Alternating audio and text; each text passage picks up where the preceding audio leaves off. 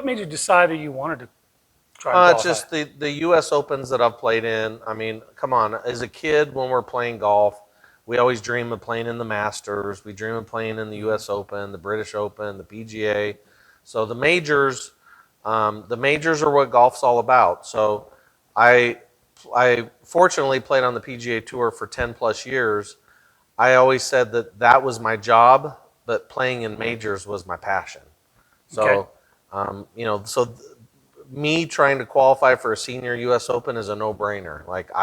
As long as I have two legs and I can walk the golf course, I'm going to try to qualify for senior opens.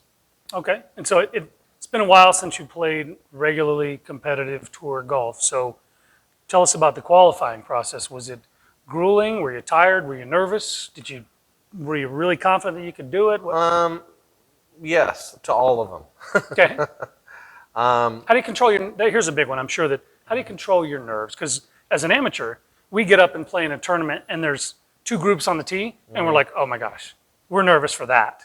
So how do you control the nerves? I think where you're getting this wrong, along with a lot of other amateurs, is you can't control nerves. You can accept nerves and know how to deal with nerves. Mm-hmm. So I don't control nerves. Nobody controls nerves. Everybody feels them, but I know how to recognize them and I know how to deal with them. So when I get nervous, I breathe, I slow down, I try to think slower, I try to swing slower, I try to be very precise with what I want to accomplish. I try to recognize what I'm trying to accomplish instead of feeling what I'm trying to protect against.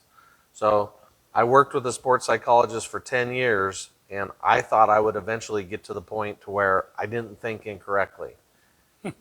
Everyone thinks incorrectly. That's normal. It's recognizing when you are thinking incorrectly what the better players do. So to answer your question, yes, I was nervous.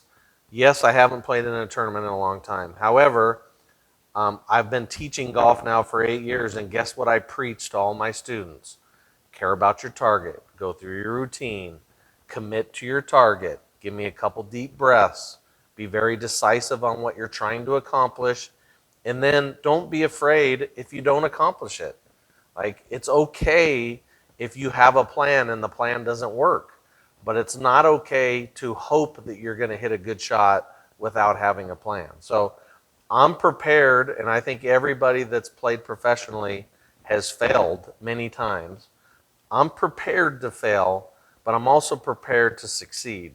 So I try not to live and die on every single shot. I try to worry about the things that I can control. And like I preach to my students, I can control my process. I can control committing. I can control being very visual on what I'm trying to do.